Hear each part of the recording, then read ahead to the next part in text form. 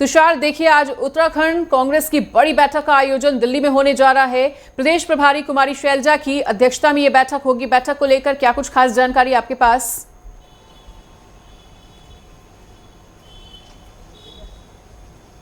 देखिए, बिल्कुल अगर बात की जाए, कांग्रेस लगातार ये देखने को मिल रहा है कि जो बैठकों का दौर है कांग्रेस में देखने को मिल रहा है, और जिसके बाद जो कुमारी शैलजा है जो प्रदेश प्रभारी हैं और साथ साथ सांसद भी हैं, उन्होंने दिल्ली में हाई लेवल बैठक बुलाई है, जिसमें जो कांग्रेस के वरिष्ठ नेता होंगे प्रदेश भर के, वो वहां पर पहुंचेंगे और कहीं ना कहीं जो मंथन होगा आगामी चुनावों के लिए, चाहे वो निकाय चुनाव हो और साथ साथ केदारनाथ में उपचुनाव होना है, तो ऐसे में कहा जा सकता है एक बड़ी हाई लेवल बैठक होने वाली है। रणनीति तैयार होगी, मंथन किया जाएगा कि किस तरह से आने वाले आगामी चुनाव के लिए संगठन कितना मजबूत है और किस तरह से संगठन को मजबूत किया जाए। अगर बात की जाए 2024 में लोकसभा सीटें 5 जरूर हारी थी, लेकिन उसके बाद जो उपचुनाव जीता गया है मंगलौर और बद्रीनाथ का, उसके बाद पूरी पार्टी और जो पार्टी में जोश नजर आया है, जिसके बाद लगातार ये कोशिश की जा रही है कांग्रेस द्वारा कि इस जोश को बरकरार रखा जाए और केदारनाथ उपचुनाव में और निकाय चुनाव में इसी तरह के जोश के साथ पार्टी आगे बढ़े। और इसी के तहत प्रदेश प्रभारी शैलजा कुमारी ने करीब 2 बजे ये बैठक बुलाई है दिल्ली में। ऑल इंडिया कांग्रेस कमेटी के मुख्यालय में ये बैठक आयोजित होने जा रही है, जिसमें प्रदेश अध्यक्ष करण मेहरा मौजूद होंगे, नेता प्रतिपक्ष यशपाल आर्य मौजूद होंगे, विधायक प्रीतम सिंह मौजूद होंगे, पूर्व प्रदेश अध्यक्ष गणेश गोदियाल मौजूद होंगे। तो तमाम वरिष्ठ नेता, जिसमें 15 लोगों की लिस्ट बनाई गई है, जिसमें पूर्व संसद भी हैं, पूर्व विधायक भी हैं, विधायक भी मौजूद हैं।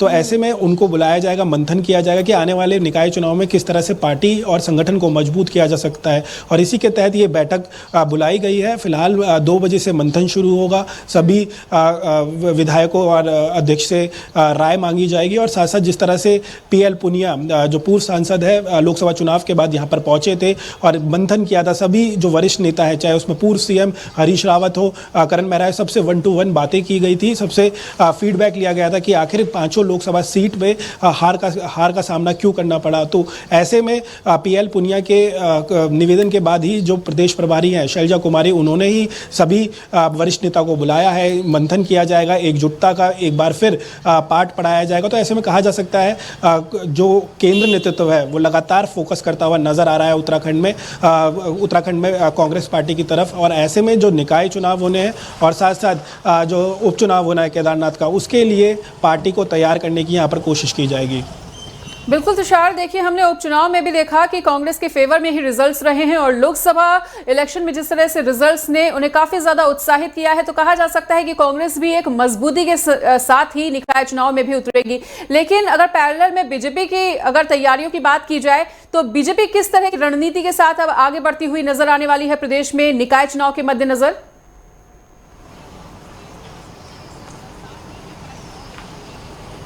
देखिए, बिल्कुल अगर बीजेपी की बात की जाए तो भारतीय जनता पार्टी का भी कहना है कि हम पूर्ण रूप से तैयार है, हमारी सरकार तैयार है और साथ साथ भाजपा संगठन भी हर चुनाव के लिए तैयार रहता है। और हमने देखा है भारतीय जनता पार्टी हमेशा से पहले से होमवर्क करके नज़र आती है। जो पहले चुनाव होता है उससे पहले ही होमवर्क किया जाता है और उसके बाद अगर चुनाव में जो भी परिणाम रहता है उसका मंथन भी किया जाता है। तो ऐसे में भारतीय जनता पार्टी का जो कहा जा सकता है पूरी तरह से एक रेगुलेशन रहा है, पार्टी संगठन मजबूत रहा है, उसी के तहत पार्टी लगातार कार्य करते हुए नजर आ रही है। अभी अगर निकाय चुनाव की बात की जाए तो परिसीमन भी जारी है, साथ साथ आरक्षण भी अभी करने को रह चुका है। ऐसे में माना जा रहा है कि जो साल का आखिरी क्वार्टर रहेगा, मतलब 4 महीने रहेंगे, इनमें निकाय चुनाव संभव हो सकेंगे। और ऐसे में जब केदारनाथ की उपचुनाव भी इसी बीच माने जा रहे हैं, तो ऐसे में कहा जा सकता है दोनों ही पार्टियों के लिए काफ़ी महत्वपूर्ण रहना है, क्योंकि केदारनाथ अगर कांग्रेस पार्टी जीतती है तो कहीं ना कहीं देश भर में मैसेज जाएगा कि किस तरह से एक जो तीर्थ स्थल है उसमें कांग्रेस पार्टी ने एक बार फिर जीत हासिल करी है, क्योंकि बद्रीनाथ भी इससे पहले जीत हासिल करी थी। अयोध्या में जिस तरह का रिजल्ट देखने को मिला,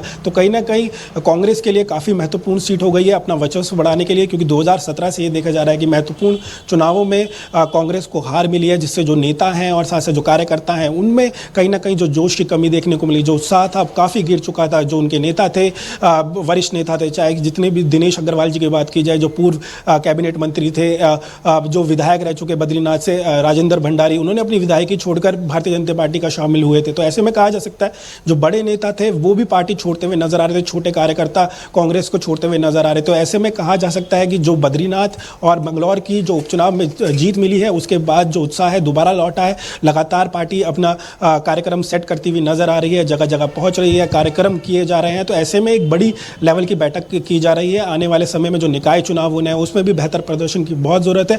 ऐसे में बूथ स्तर को मजबूत करने के दिशा निर्देश भी इसमें दिए जा सकते हैं। किस तरह से जो कार्यकर्ता टूटे हैं उनको दोबारा से जोड़ने की कोशिश भी यहाँ पर की जा सकती है। तो ऐसे में कहा जा सकता है प्रदेश प्रभारी कुमारी शैलजा यहाँ पर बड़े दिशा निर्देश दे सकती है। आने वाले चुनाव काफ़ी महत्वपूर्ण होने वाले हैं और उत्तराखंड की नज़र माफ़ कीजिएगा, जो केंद्र कांग्रेस पार्टी है उसकी नज़र अब उत्तराखंड पर साफ तौर पर दिखाई दे रही है कि किस तरह से जो महत्वपूर्ण विषय हैं या फिर चुनाव को लेकर है उसमें अब पार्टी गंभीर होती हुई नजर आ रही है।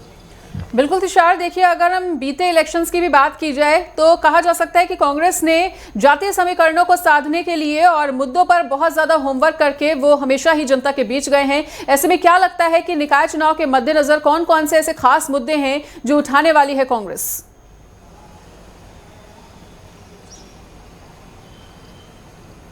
देखिए बिल्कुल, अगर ड्रेनेज सिस्टम की बात कीजिए तो लगातार निकाय चुनावों में देखने को मिला है कि ड्रेनेज सिस्टम का जो कहा जा सकता है कि लगातार मुद्दा उठाया गया है। और देहरादून जैसे जो राजधानी है यहाँ पर भी ड्रेनेज जैसी सिस्टम की प्रॉब्लम्स आती है। मैदानी क्षेत्रों में लगातार जो जल भराव है वो देखने को मिलता है क्योंकि नदियाँ और नाले मानसून के वक्त यहाँ पर उफान पर रहते हैं, जिसके कारण जो जल भराव है वो निचले इलाकों में देखने को मिलता है। तो पहाड़ी इलाकों की अगर मैं बात करूँ तो भूस्खलन जैसी क्षेत्र हैं, साथ साथ जो लोग प्रभावित होते हैं आपदा के वक्त, इस तरह के मुद्दे उठाए जाते हैं। और साथ साथ जो लोकल मुद्दे होते हैं चाहे वो महिला अपराधों को लेकर हो, क्योंकि लगातार ये देखा गया है कि कांग्रेस महिला अपराधों को लेकर और कानून व्यवस्था को लेकर हमलावर होती हुई नजर आती है। और इसके तहत जो एनसीबी की रिपोर्ट है उसमें कांग्रेस का हवाला देती है कि इसके आधार पर जो 9 राज्य हैं उसमें उत्तराखंड कानूनी अपराध में सबसे नंबर 1 है कि यहाँ पर सबसे ज़्यादा अपराध होते हैं। तो इस मुद्दे को भी उठाया जाता है। अगर केदारनाथ उपचुनाव की बात करूँ सबसे ज़्यादा मुद्दा यही रहने वाला है कि सोने का जो आरोप लगाया जा रहा है विपक्ष दल द्वारा कि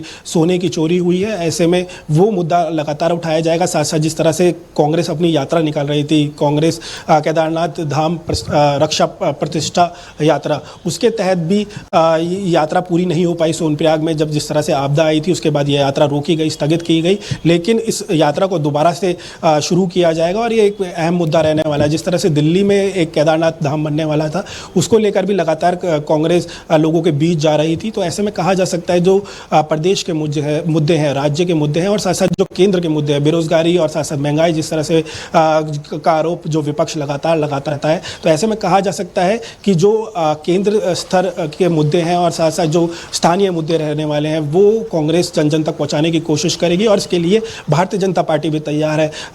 बीते दिनों जो बैठक हुई थी, एक बड़ी बैठक भारतीय जनता पार्टी की देखने को मिली थी जिसमें कई वरिष्ठ नेता यहाँ पर पहुंचे थे। प्रदेश प्रभारी दुष्यंत गौतम भी वहाँ पर मौजूद थे। तो उनका साफ तौर पे ये कहना है जो दुर्प्रचार कांग्रेस द्वारा किया जाएगा उसे भी तोड़ने का काम भारतीय जनता पार्टी के द्वारा किया जाएगा। जो जन जन की जो योजनाएं हैं, चाहे वो केंद्र और राज्य के द्वारा चलाई जा रही हो, जो लाभकारी योजना है उसको जन जन तक पहुंचाया जाएगा। और यही फैक्टर भारतीय जनता पार्टी को हमेशा से जीत दिलाता रहता है। तो अब देखना होगा कि निकाय चुनाव में कितना इंटरेस्टिंग होने वाला है, क्योंकि इसके लिए जो पार्टियां हैं वो युद्ध स्तर पर देखने को मिल रहा है। लगातार जो बैठकें हैं वो देखने को मिल रही है। फिलहाल आपदा की स्थिति है, ऐसे में अब बिल्कुल, तो तैयारियां कांग्रेस की पूरी हैं और ऐसे में देखना होगा कि कौन कौन से खास मुद्दों के साथ जनता के बीच जाती है कांग्रेस। फिलहाल इस तमाम जानकारी को साझा करने के लिए बहुत बहुत शुक्रिया। और